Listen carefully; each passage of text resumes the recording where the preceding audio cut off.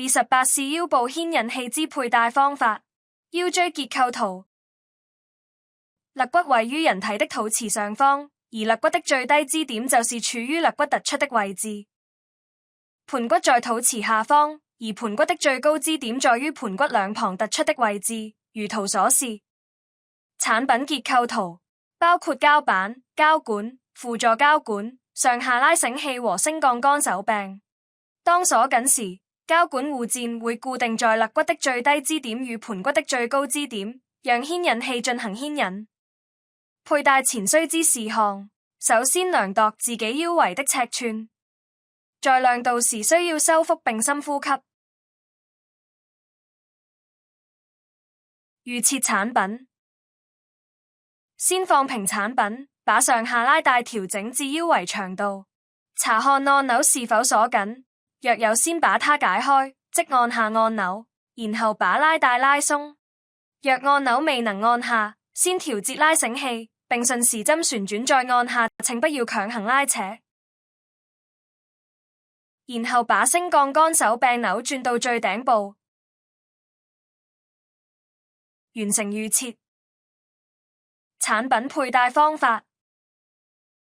拿着上方拉帶的插扣，如佩戴皮帶一樣，把它放到背部，把上方拉帶的拉繩器對齊肚臍中心並插入插扣，再收緊少許上下拉帶，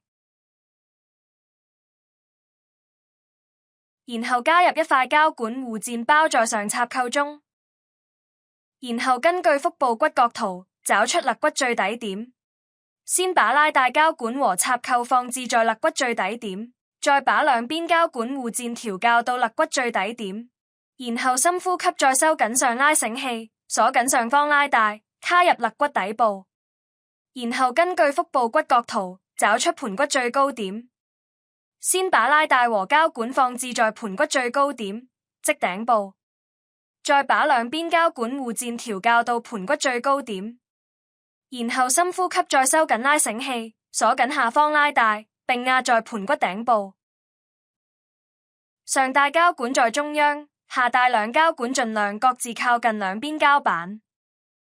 之後就可以開始進行牽引。牽引過程分為3組。第一組，輕度牽引，調校升降桿的手柄向外方向旋轉，轉3圈，每一圈為5公斤牽引力，完成3圈。第二組，中度牽引，先深呼吸，再把前方2個拉繩器收緊，以順時針的方向旋轉3圈，盡量鎖緊，然後在後方升降桿的手臂旋轉3圈。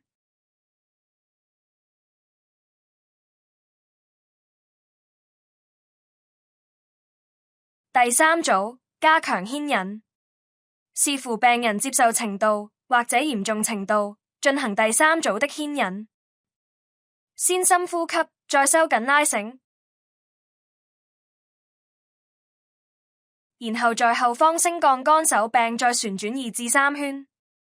最重的牽引力可達到50公斤，完成佩戴。產品解除方法：首先把升降桿的手柄向內調校大約3圈，然後移除膠管護墊，再解開插扣。